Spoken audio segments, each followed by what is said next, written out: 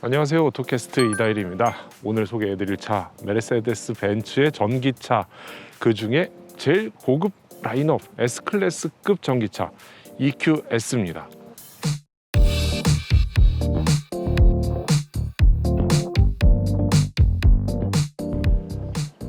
이 차는 메르세데스가 만들었는데 뭔가 좀 완전히 새로워요. 앞면에는 패밀리룩이라고 하죠. 전기차 라인업들에 계속 사용하는 디자인을 갖고 있는데, 여기 이렇게 한 줄로, 밤에 주로 잘 보이는데 한 줄로 빛이 들어오게 쫙 이어가는 거, 요게 이거의 패밀리룩 중에 하나고요. 그리고 전기차기 때문에 이 그릴이 사실상 필요가 없거든요. 근데 여기에 마치 그릴인 양, 이거 그냥 통짜로 된 판인데 여기에 삼각별, 삼각별, 삼각별을 이렇게 쫙 넣어놨어요. 이 차의 전반적인 곡선을 보면은 양산차에서 볼 수 없었던 그런 모습이 좀 있어요. 이게 공기저항 개수가 0.2예요. 0.2라는 숫자는 그동안 양산차에서 본 적이 없죠. 물방울처럼 생겼거나 아니면 원형에 가까울수록 공기저항 개수가 좋은데, 이 차는 굉장히 날렵하게 생겼죠. 그래서 여기서부터 이어지는 요 선을 보면은 이렇게 쭉 한 줄로, 이거를 뭐 활처럼 그렸다고 하든가, 벤츠에서는 그렇게 설명하더라고요. 한 손으로 그냥 이렇게 쭉 그린 것처럼 이렇게 이어지게 디자인을 해놨어요. 차체가 5.3m나 되는데 휠베이스를 가능한 늘려서 옆에서 보면은 이 앞뒤로 오버행을 굉장히 짧게 가져갔어요. 차체가 긴데 앞뒤로 오버행을 엔진이 없다 보니까 쭉 빼버려서 사실 가운데가 공간이 굉장히 넓죠. 나머지를 다 실내 공간에 할애를 했다는 건데, 그러다 보니까 휠베이스가 길어지고요. 그러다 보니까 회전 반경이 길어지죠. 그래서 뒷바퀴를 조향을 하게 만들었습니다. 기본적으로는 4.5도가 뒷바퀴가 조향이 되고요. 옵션으로 구독을 하면은 10도까지 돌아가게 해준다는데, 근데 이 4.5도 도는 상태에서도 운전하는데 그렇게 별 문제가 없어요. 근데 요거를 10도까지 돌아가게 해준다는 거는 뭔가 또 다른 기능을 넣어주는 셈이죠. 그런 거를 구독으로 한다는데 아직 가격이나 뭐 이런 거를 정하지도 못했고, 그냥 요 시장이 어떨까 이제 공부하는 단계라고 보시면 돼요. 뒷모습을 보시면 여기 요 라이트가 무슨 붓글씨로 막 이렇게 해놓은 것 같은 그런 느낌이 있어요. 이게 좀 시그니처 디자인이라고는 하는데, 이렇게 해놓으니까 여기가 되게 이뻐 보이죠. 그리고 깔끔하게 떨어지는 라인이긴 한데 여기가 이렇게 이어지다 보니까 이게 최근에 나온 차들의 디자인들이 대부분 이렇지 않나, 왜 이걸 다 이어가는 추세일까, 앞에도 이어가고 뒤에도 이어가고 그런 모습을 볼 수가 있습니다. 여기 벤츠다 보니까 이렇게 요거 누르면은 트렁크가 열리게 이렇게 되어 있고요. 트렁크 공간은 거의 네모난 형태에 가까운데 차가 꽤 넓다 보니까 생각보다는 지금 느낌상으로 작아 보일 수 있는데 사실은 굉장히 넓은 공간이기는 해요. 그리고 요 밑에 트렁크 밑에 보면은 이렇게 간단하게 충전 케이블이나 기타 잡동사니들을 여기다 좀 넣어놨네요. 이렇게 되어 있고요. 뒷좌석 폴딩이 되기는 됩니다. 한번 해볼게요. 뒷좌석 폴딩이 되긴 하는데 그렇게 많이 폴딩이 되진 않아요.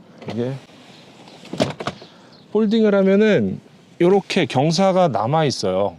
여기는 한번 턱이 지고요. 그 다음에 위로 올라오는 경사가 지기 때문에 완전히 평평하게 되거나 이러진 않아서 뭐 차박을 하더라도 반쯤만 누운 상태, 이런 공간이 되고요. 사실 이 차는 차박보다는 앉아서 그냥 다니는데 더 편리한 차라고 보입니다.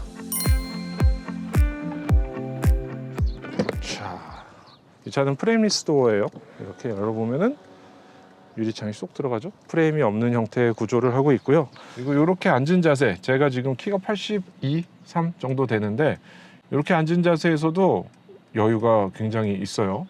머리가 닿을 것 같은데 안 닿더라고요. 그래서 시트를 꽤 높여서 앉은 상태고요. 스티어링 휠도 꽤 높이 위로 올라가 있는 편이라서 지금 맞춘 상태로 이렇게 앉아서 운전을 하고 왔어요. 이 상태에서 뒷좌석으로 옮겨가서 한번 뒷좌석 공간도 그대로 보여드릴게요.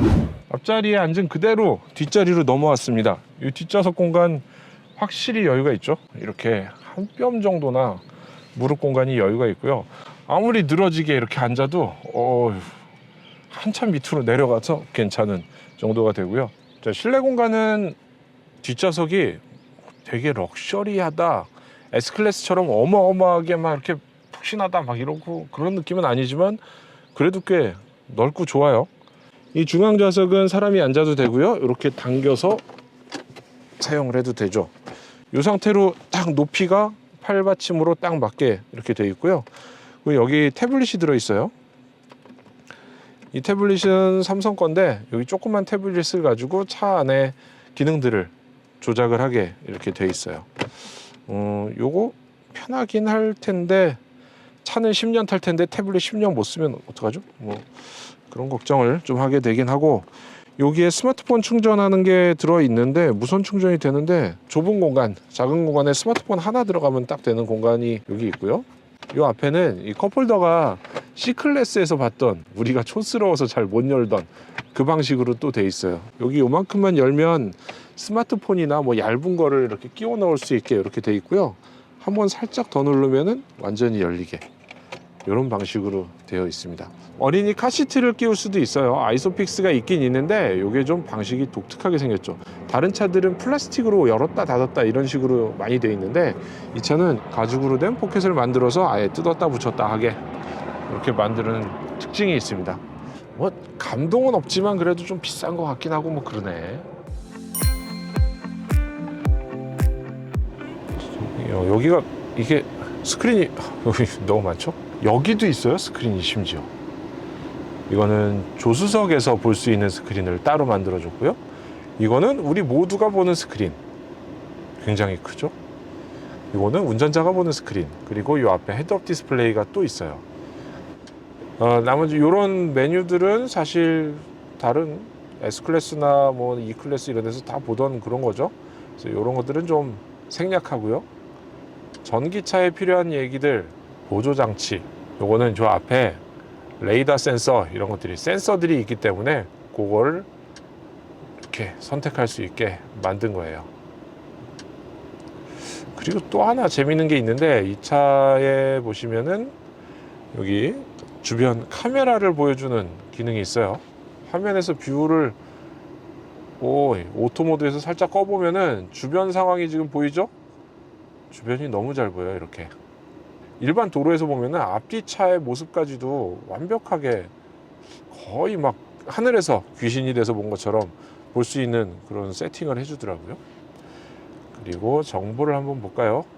지금 저희는 100%가 충전된 차를 받아서 한 9% 정도 주행을 한 상태고요. 뒷바퀴에 모터가 들어가 있죠. 이 바닥에 배터리가 깔려 있는 게 보이고요. 싱글 모터라는 게 여기도 티가 딱 나네. 모터 하나 딱 들어가 있잖아요.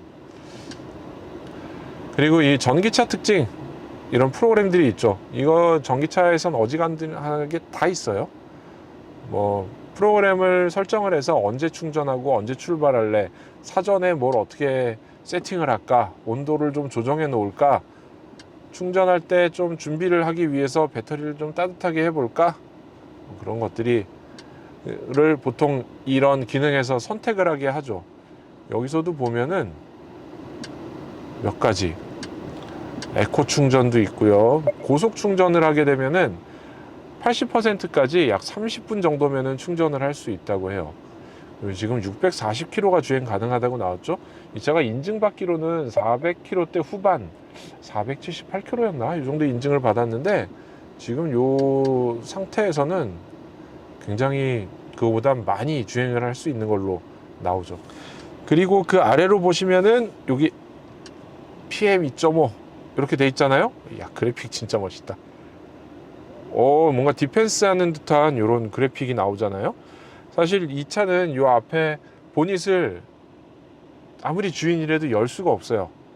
본인 열어봐야 할 게 없다, 건드릴 게 없다, AS 센터 가서나 센터에서 열을 거야, 이렇게 돼 있는 데가 보닛이거든요. 그러면 제일 필요한 거, 보닛을 못 열면은 워셔액은 어디다 넣을까요?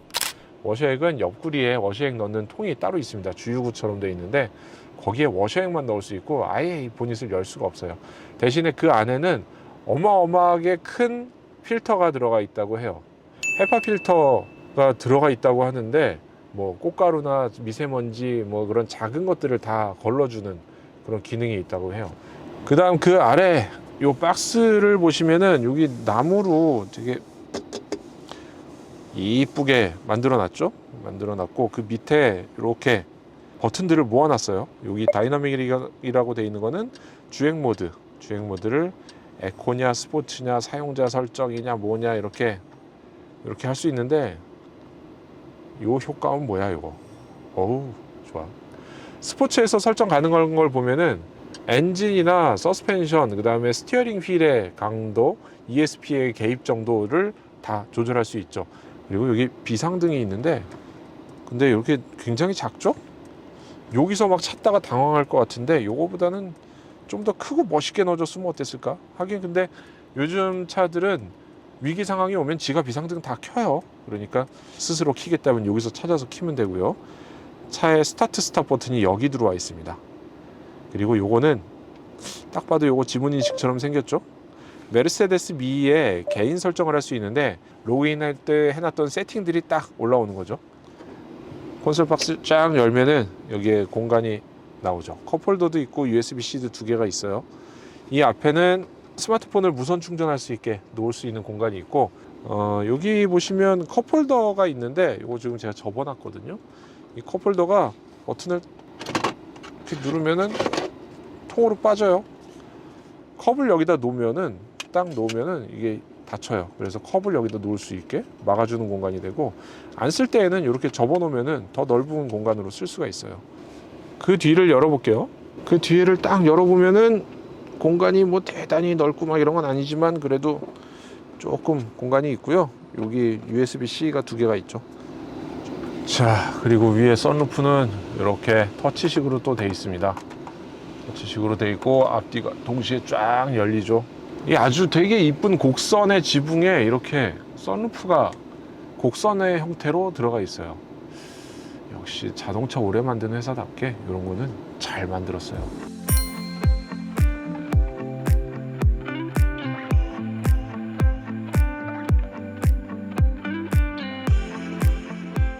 자, EQS 주행을 시작하겠습니다. 사실 이 차에서 제일 눈에 띄는 거는 이 화려한 디스플레이죠. 55인치나 되는 큰 디스플레이. 이거 가지고 눈을 사로잡는데 실제 운전하다 보면은 그렇게 많이 보게 되지가 않아요. 조수석 디스플레이 필요 없고요. 중앙의 디스플레이 운전하면서 그다지 필요 없습니다. 요거하고 헤드업 디스플레이만 있으면은 어지간한 기능 다 작동하면서 다 주행을 할 수 있어요. 그리고 지금 이 차가 회생제동이 되잖아요. 인텔리전트 회생제동 기능이 들어있어요. 그게 뭐냐면 도로의 제한 속도나 앞차의 유무 여러 가지 요소들을 판단해서 적용이 돼요. 그럼 어떻게 되느냐? 회생제동을 브레이크처럼 사용을 하는 거예요. 앞차가 없고 뻥 뚫려 있는 길에서는 회생제동을 풀어서 차가 그냥 쫙 굴러가게 만들다가 앞차가 있거나 뭔가 멈춰야 되는 상황이 되면은 회생제동이 개입해서 거의 멈추는 수준까지 들어가게 되는 거죠. 그래서 이런 기능들 이거 굉장히 전기차의 특성을 잘 반영한 그런 기능 중에 하나니까요. 굉장히 잘 만든 거죠. 이 차는 에어 서스펜션이 들어가 있고요. 뒤에 모터가 들어있고 뒤에서 밀어주는 방식이에요. 그래서 그런지 그냥 일반적인 도로에서의 주행감은 느낌은 굉장히 좋아요. 굉장히 부드럽고 편하고 뒷좌석도 편하지? 뒷좌석에 탄 저희 PD님도 최근에 탔던 차 중에 제일 편하다고 합니다. 그리고 이 전기차에서 편한 거 아주 좋은 거 중에 하나가 어댑티브 크루즈 컨트롤이거든요. 이게 사실 어댑티브 크루즈 컨트롤하고 이 차선을 잡아주는 기능 요거는 전기차를 위해 만든 게 아닐까 하는 생각이 들 정도예요. 이게 내연기관 자동차에서 이걸 하면은 기어가 변속하는 타이밍도 있잖아요.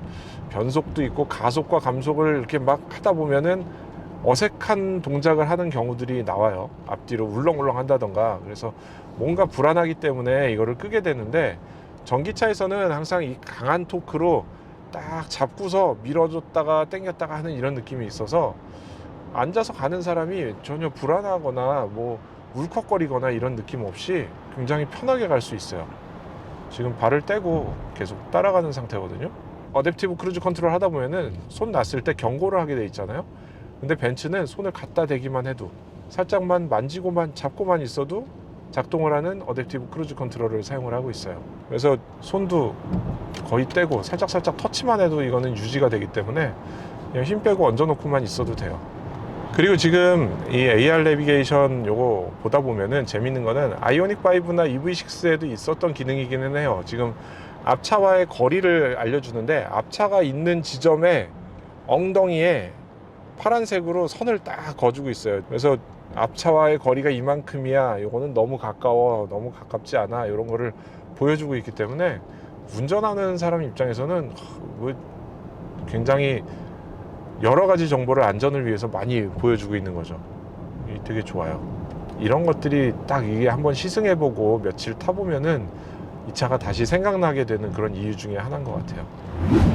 지금 저희는 주행을 뭐 그렇게 많이 하진 않았고요. 지금 100%에서 좀 계속 쓰고 있는데 지금 12% 썼네요. 88%. 주행 가는 거리는 631km가 남았다고 해요.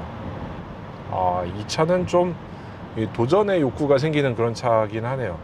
요거 시간만 됐으면은 저기 해남에 다시 한번 갔다 오고 싶은데, 지난번에 EQA를 타고서 해남에 갔다가 못 돌아올 뻔했거든요. 겨우겨우 마지막 충전소를 찾아서 힘들게 충전을 했었는데, 이 차는 거기 찍고 충분히 한참 돌아와서 고속도로에서 충전을 해도 될 것 같아요.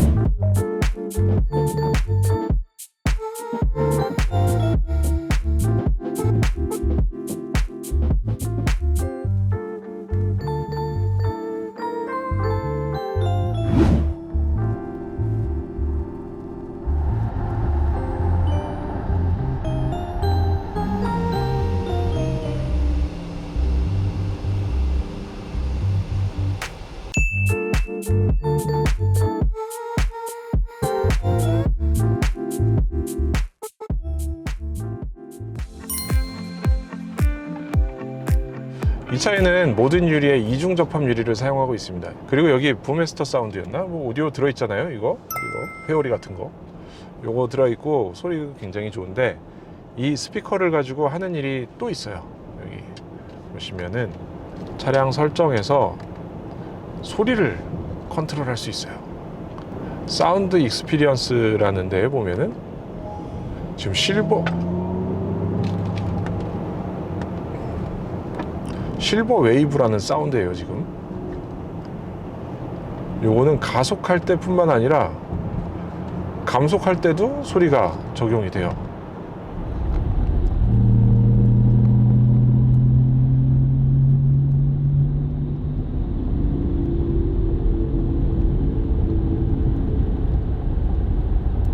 요게 실버 웨이브라는 사운드고요.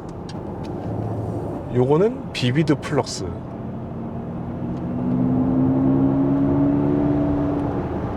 비비드 플럭스라는 사운드예요.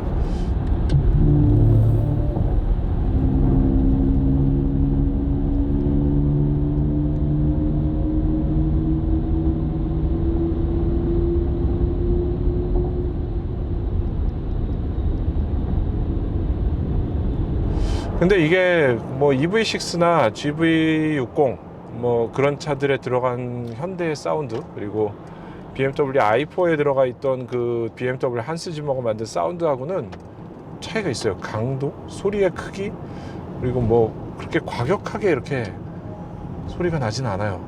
사실 이 사운드의 종류 같은 것들도 OTA 업데이트를 통해서 이거는 유료로 구입을 할 수 있다고 해요. 나중에 뭐 그렇게 한다는 건데, 출시하고 1년 동안은 그냥 공짜로 넣어주겠다, 이런 정책이라고 합니다. 아직 벤츠코리아에서 이런 OTA를 통해서 구독을 하는 그런 시스템에 대해서는 뭔가 가격은 얼마로 하고 뭐 어떻게 어떤 방식으로 하겠다, 이게 정확하게 나와 있지 않은 상태라서요. 지금 상태에서는 뭐 요 정도, 이렇게 앞으로는 업데이트가 될 것이다 정도만 나와 있어요. 자, 지금까지 메르세데스 벤츠의 EQS 450 플러스 전기차를 타봤고요. 벤츠가 EQA, EQE, 뭐 EQS 여러 가지 전기차들 계속 내놓고 있고요. 아마도 전 세계 자동차 회사들이 모두 2025년까지 어마어마한 전기차들을 계속 출시할 거예요. 그리고 저희 자동차 기자들이 지금 뭐 행사나 시승 행사나 런칭 행사 이런 거를 보면은 전기차 아니고 내연기관차 출시하는 경우가 한 5번에 한 번 정도 될까 말까 이런 상황이기 때문에 진짜로 앞으로는 전기차의 시대가 분명히 열렸구나 이런 생각이 들어요. 오늘 시승기 여기서 마치고요. 벤츠의 EQS 시승을 마치도록 하겠습니다.